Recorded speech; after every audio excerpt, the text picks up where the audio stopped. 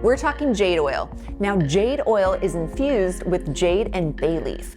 This will give your hair tons of shine, really smooth down your cuticle, but it'll also help lock moisture in. Jade is known to be a very luxurious stone. That's why I wanted to put it in the hair oil. It also is a stone of abundance. So anything you're trying to call into your life, whether it be health, prosperity, career-wise, you can really call in that energy. Bay leaf is in it because it actually helps boost your hair growth and gives it a beautiful, brilliant shine. This oil will not only strengthen and reduce breakage, it actually has UV protectant in it as well as heat protectant, so you can utilize it before any of your hot tools. It helps keep hair conditioned from the inside out, and it also calms any flyaways or frizz. You can utilize jade oil each and every day, wet or dry, to give that extra protection and moisture to your hair. Now, this is a very concentrated oil. A little bit goes a long way.